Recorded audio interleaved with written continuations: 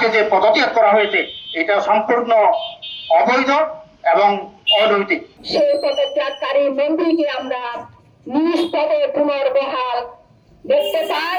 কি বিশেষ কারণে হয়তো তার মন্ত্রিত্ব পদত্যাগ করতে হয়তো বাধ্য হলেন বা তিনি হয়তো পদত্যাগ করেছেন, কিন্তু সে পরিপ্রেক্ষিতে আমরা খুব হতাশ।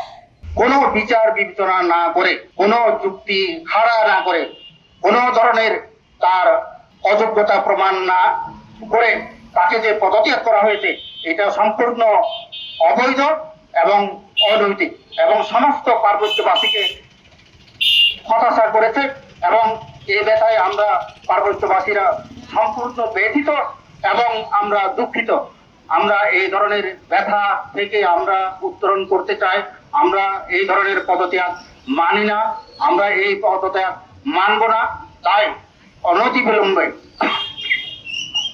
আমাদের এই যোগ্যতম মন্ত্রীকে যথাযথ মর্যাদা দিয়ে পুনর্বহাল করার জন্য আমি প্রধানমন্ত্রী, রাষ্ট্রপতি এবং সকল জনগণের প্রতি আহ্বান জানাচ্ছি। মন্ত্রীকে দীপেন দেওয়ান বাবুকে যেন প্রধানমন্ত্রী নিজ পদে বহাল রাখেন।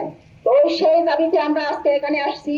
আমরা সরকারের কাছে দাবি রাখি, আমাদের এই পার্বত্য চট্টগ্রামের আমাদের নিরীহ মানুষের আমাদের আশা আকাঙ্ক্ষার প্রতিফলন তিনি যেন করে দেন, আমাদের দাবি যেন তিনি পূরণ করে দেন।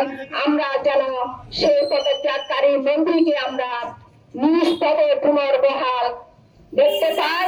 এখানকার যে জনগণের যে আশা আকাঙ্ক্ষা সেটা পূরণ করার জন্য তার কিন্তু অবশ্যই প্রয়োজন ছিল এবং তার নেতৃত্বে আমার মনে হয় এখানে স্থায়ী শান্তি হয়তো হইতে পারত, কিন্তু কি বিশেষ কারণে হয়তো তার মন্ত্রিত্ব পদত্যাগ করতে হয়তো বাধ্য হলেন বা তিনি হয়তো পদত্যাগ করেছেন, কিন্তু সে পরিপ্রেক্ষিতে আমরা খুব হতাশ।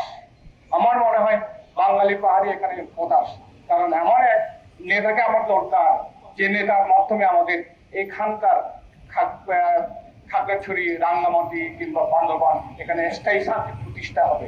সেই শান্তির প্রতিষ্ঠার লক্ষ্যে আমরা চাই এবং মাননীয় প্রধানমন্ত্রীর কাছে আমরা বিনীত অনুরোধ করি, বিনীত প্রার্থনা করতেছি যে তাকে যাতে শপথে দেওয়া হয়।